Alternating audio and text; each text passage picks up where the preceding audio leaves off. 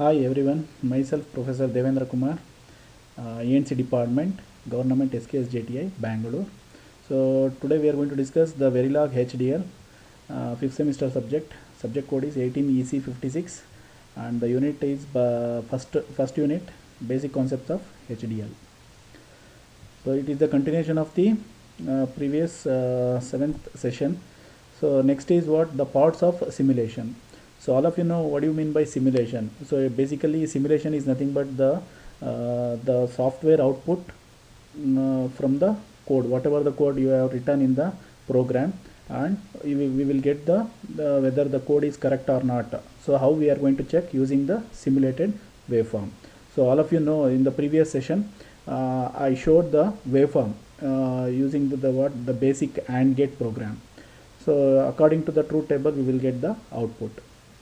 So here the parts of simulation is nothing but what, once a design block is completed it must be tested, and the functionality of the design block can be tested by applying the stimulus and checking the results. We call such a block the stimulus block. So the best example is suppose I am going to give the components of resistor. Okay, three resistors we connected in series or parallel, whatever. We are going to apply the voltage. We are going using that component. We are going to using the breadboard. We are going to design, right? So series connection of the capacitor or the resistor, whatever the components, and we will apply the voltage, and we are going to find out the current. So this is what the design. The design, you are connecting the components in series or parallel. So this is what the design. So we call it as what, the design block. So how we are going to check whether your design is correct or not? So using the the parameters, whatever the bias means, it is nothing but applying voltage to the particular your design. Okay, that is called what, stimulus. Okay, so in the software we call it as stimulus. So here in the hardware we call it as what, the bias, or different parameters. Different parameters is nothing but we are going to apply the voltages. Okay, we are going to find out in the each component how much the voltage and how much the current is transferred from the input to the output terminals, and between the components what is the voltage and current we are going to check. So here in the parts of simulation it is nothing but the functionality of the design block.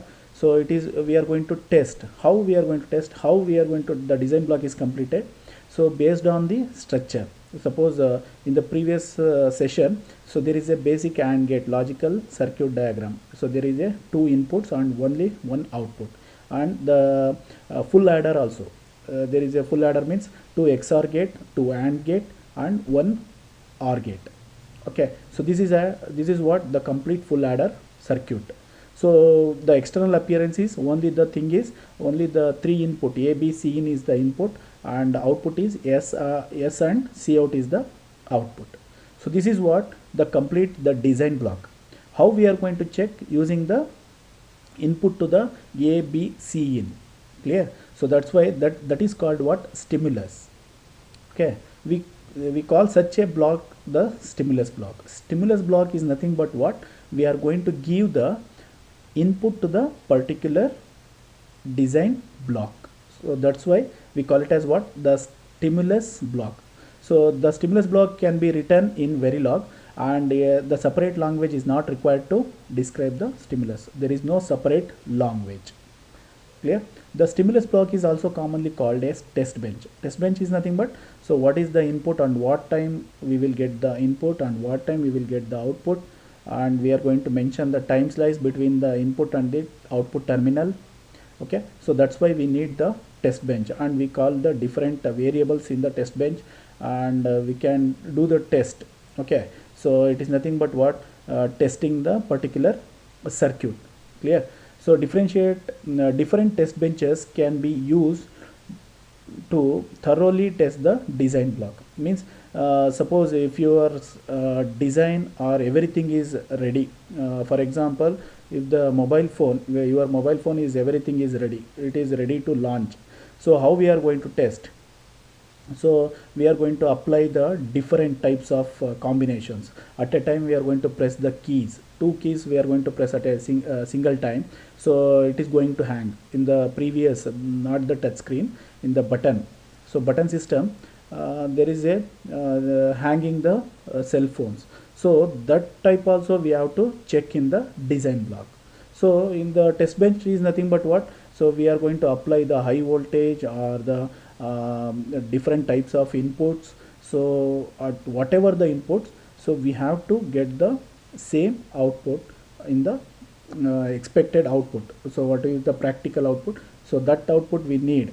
So that's why this test bench is very important. So next is parts of simulation. So why we need, how we are going to calculate the parts of simulation. So what is the output from the simulated waveforms, or if you give any input to the particular box or the module, so what is the output. Okay, so there are two styles of stimulus applications are possible. In the first style, the stimulus block instantiates the design block and directly drives the signals in the design block. So stimulus block instantiates the design block. So design block is nothing but we already design, so whatever the according to the logic. Okay, so that is what we call it as the design block. So there is a input for the design block. Clear? So we are going to apply for example, see here, so this is the design block. So there is a input, clock and the reset is the input and Q is the output. So this is what the stimulus block. Okay, stimulus block is nothing but what, there is a design block. So for the design block we will give the input, clock and the reset, and Q is the output. So in the first cycle, the stimulus block instantiates the design block and directly drives the signal into the design block. Clear? So whatever the signals, clock and the reset is the signals, it is directly instantiate the design block and we will get the output. Okay, Q is the signal, so we will get the output. So next is in the stimulus block becomes the top level block. It manipulates the signal clock and reset and it checks and displays the output signal Q. See here, so there is a top level block. In the top level block we call it as there are two blocks, stimulus block and the design block. Okay, so in the exam also they are going to ask what do you mean by stimulus block and what do you mean by top level block. So stimulus block is nothing but what, there is a clock and the reset, and so here in the top level block there is a stimulus block and the design block. There are two blocks, stimulus block and the design block. So here the second style of applying stimulus is to instantiate both the stimulus and the design blocks in a top level dummy module.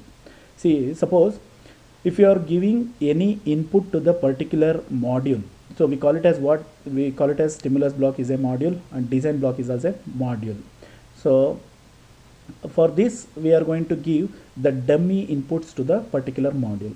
Suppose we can give for the testing of any circuits, previously we can give 0 input or 1 volts or 2 volts for in the breadboard connection. So that is what the dummy parameters.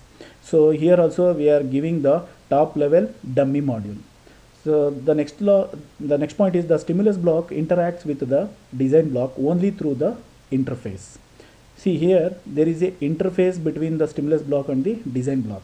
So here the example for the carry counter, ripple carry counter. So ripple carry counter, it is keep on counting. Okay, so there is a interfacing between the stimulus block and the design block. So we are going to write the different program for the design block and this stimulus block. So after we are going to combining these two using the signals D clock and D reset and C underscore Q. Clear? So based on that we are going to combining these two blocks in the top level block. So in the company also we are going to divide the workload from the different types of